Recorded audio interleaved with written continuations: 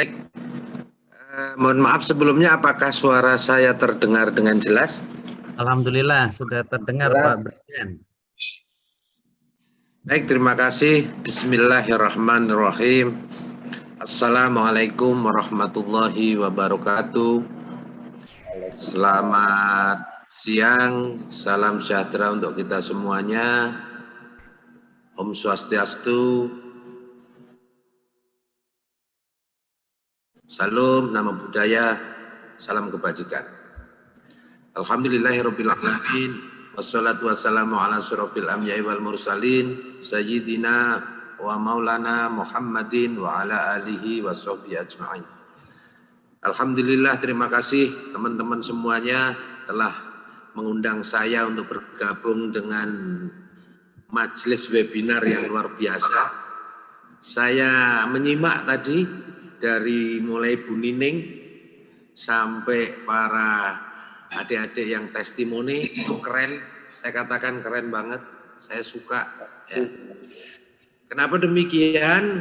Ya, karena saya jujur, saya pernah menjadi korban ya.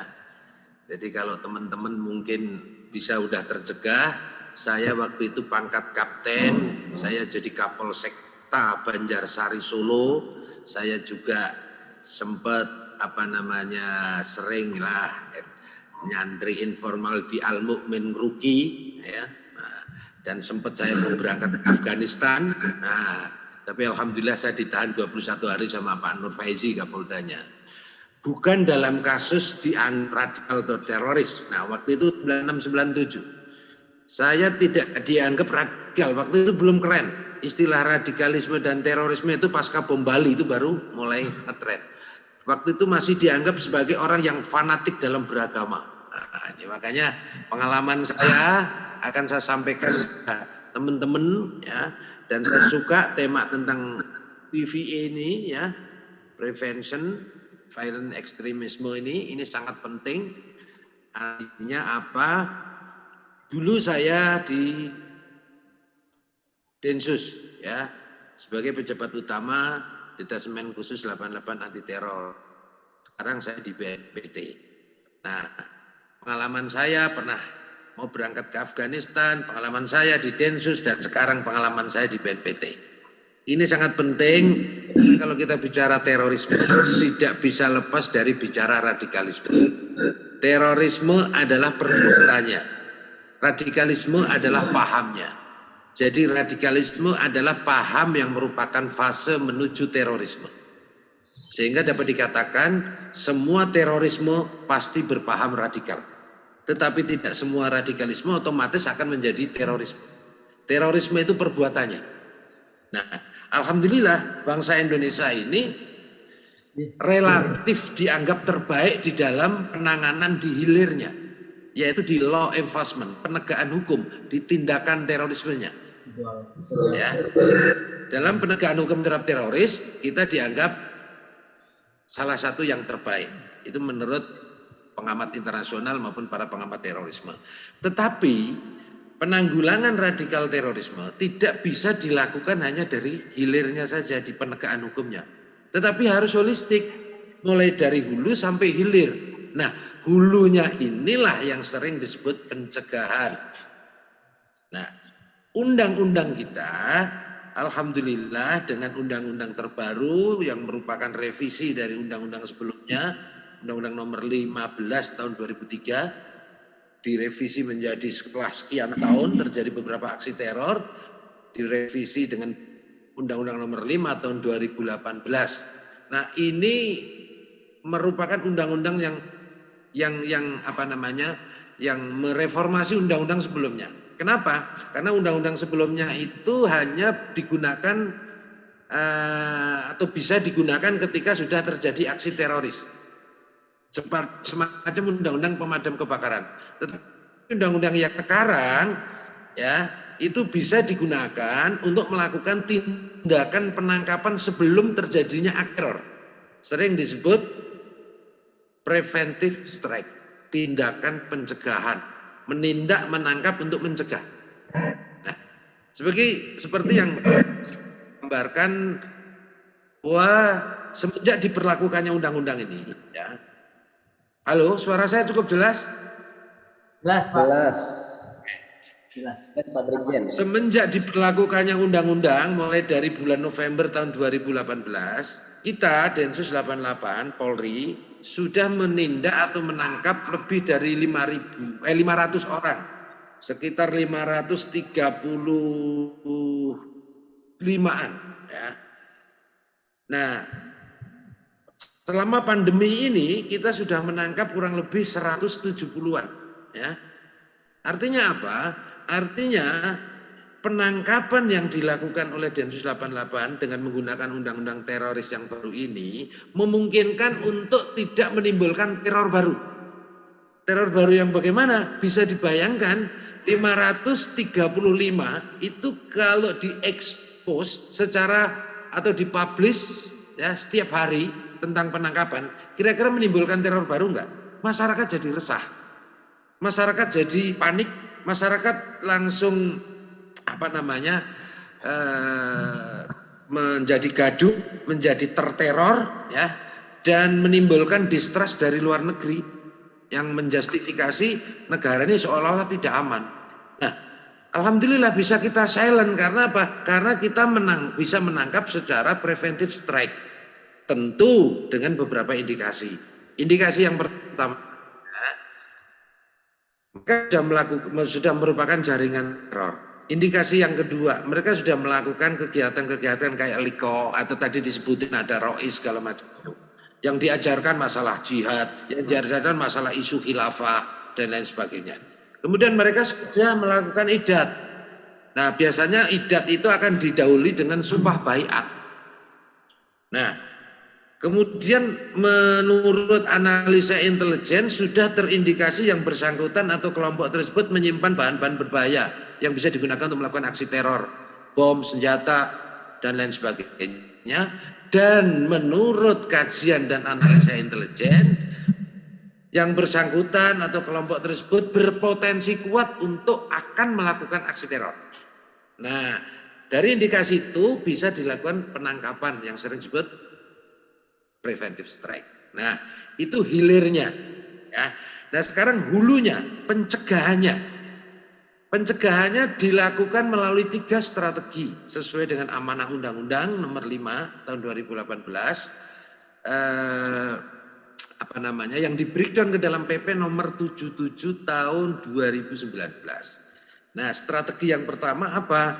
Kesiapsiagaan nasional. Strategi yang kedua adalah kontraradikalisasi. Strategi yang ketiga adalah deradikalisasi. Nah, kita bicara kesiapsiagaan nasional.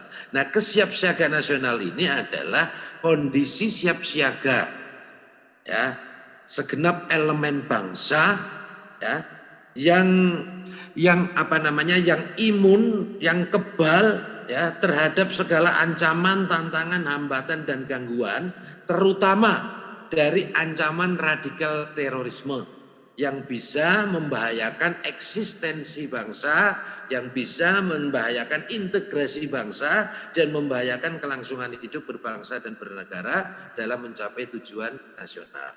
Nah, tujuan nasionalnya di sini dalam institusi ada 4. Yang pertama adalah melindungi segenap bangsa dan seluruh tumpah darah Indonesia, memajukan kesejahteraan umum, mencerdaskan kehidupan bangsa, dan ikut melaksanakan ketertiban dunia berdasarkan kemerdekaan, perdamaian abadi, dan keadilan sosial. Ini tujuannya. Nah, kesiapsiagaan nasional artinya juga dikatakan imunisasi atau imun terhadap paham radikal. Karena perlu digarisbawahi bahwa radikal terorisme mengatasnamakan agama, ya, bukan monopoli satu agama, tetapi ada di seluruh agama, ada di seluruh kelompok, ada di seluruh sektor, bahkan potensial ada di setiap individu manusia, terutama generasi muda, terutama generasi milenial. Kalau dalam kajian-kajian itu kan generasi milenial itu antara umur 20 sampai 39. Kalau umur 14 sampai 19 itu generasi apa Z ya. Kalau kayak saya ini udah generasi X, di atas 40. Nah, kenapa anak muda itu potensi terpapar? Ya, karena anak muda memiliki jiwa yang militan. Anak muda masih proses mencari jati diri. Anak muda masih ingin mencari, ingin eksis, ingin dia dinamis terhadap ini, kemudian proses pendewasaannya. Kemudian senang mencari tantangan. Kemudian pemahaman keagamaannya relatif masih masih belum matang dan lain sebagainya. Dan yang perlu digarisbawahi teman-teman ya, radikal terorisme tidak hanya menyasar kepada kaum muda atau orang sipil, tetapi seorang TNI, anggota TNI atau anggota Polri pun seperti saya dulu ya, pangkat kapten itu umurnya kira-kira sekitar 28-29. Nah, TNI Polri pun meskipun jiwa nasionalismenya, pemahaman kebangsaannya dianggap sudah paripurna, tetapi masih sangat rentan terpapar paham radikal. Sehingga tidak salah ketika Panglima Jenderal Purnawirawan Riyakudu, mantan Menhankam, beliau menyebutkan bahwa TNI Polri ada kurang lebih 3% terpapar paham radikal. Kenapa demikian? Karena teman-teman, kaum radikal, kaum ideolog radikal, di dalam proses radikalisasi selalu membenturkan dan mendikotomi antara negara dan agama. Saya waktu di Taruna ditanamkan nilai-nilai kebangsaan. Oke. Tetapi nilai-nilai agama setiap manusia itu didoktrinkan mulai dari kandungan, bahkan sebelum ada dalam kandungan bapak ibu kita ya sudah sering nilai-nilai agama ditanamkan. Nah, itu ketika nilai-nilai keagamaan ya dibenturkan, didikotomi dengan nilai-nilai kebangsaan, maka disitulah rentan sekali terjadinya keterpaparan radikal terorisme. Karena memang akar masalah radikal terorisme ini adalah agama, ideologi keagamaan yang didistorsi, yang disimpangkan. Maka solusi paling efektif di dalam moderasi beragama ataupun deradikalisasi adalah pendekatan agama. Maka terima kasih PVA sudah mengkaji secara dalam. Tadi saya dengar bagaimana tentang tema-tema jihad, tema-tema kafir, tema-tema hijrah, khilafah ya. Dan jangan lupa diangkat juga tema bid'ah. Ya. Tema bid'ah, pengalaman saya itu dilahirkan di lingkungan Nahdliyin. Ya. SD saya Muhammadiyah, SMA saya Muhammadiyah Muhi, ya. Pak Sukri Fadoli itu dulu mentor saya, ya. Nah, begitu saya masuk sering dengerin ceramah di Ngruki, ya, saya pangkat kapten, saya sudah terdoktrin dengan doktrin al-wala' wal bara'. Nah, ini garis bawahi Pak Marbawi tahu nih. Doktrin al-wala' wal bara' inilah awal daripada yang mengarah kepada doktrin takfiri. Nah, kalau sudah doktrin takfiri ini, maka akan menimbulkan eksklusivisme dan intoleransi. Yang lebih berbahaya lagi ketika menganggap pihak lain yang tidak sepaham, yang tidak sekelompok adalah kafir, maka kecenderungan dia akan menghalalkan segala cara atas nama agama. Puncaknya nanti ketika terjadi pilpres atau pilkada, terjadi politisasi agama. Nah, ini bahaya sekali, sekali. Nah, teman-teman, kenapa saya katakan bahaya? Kalau kita bicara saat ini adalah pandemi COVID-19, itu yang terpapar sekitar 500-an ribu orang, ya, yang meninggal hampir 16.000, ya, yang sudah sembuh 450.000 sekian. Ya, kelihatannya besar. Itu pandemi COVID-19. Tapi ada pandemi yang lebih berbahaya lagi sebenarnya adalah pandemi ideologi atau pandemi virus ideologi radikal. Ya, saya sering mengatakan virus Khawarij. Ya, saya sering mengatakan virus Khawarij. Ya, karena apa? Memang teroris saat ini yang mengatasnamakan agama, terutama Islam, itu adalah New Khawarij. Karakteristiknya mirip sekali, ya, klaim kebenaran, klaim merasa playing victim, ya, merasa diperlakukan tidak adil, ya, kemudian anti pemerintahan yang sah, ya, kecenderungan untuk makar, memberontak dan lain sebagainya. Nah, ini yang harus diwaspadai. Nah, mohon maaf sebelumnya, saya ucapkan terima kasih Bapak Menteri Agama, Bapak Jenderal TNI Purnawirawan Fahru Rozi sudah bergabung.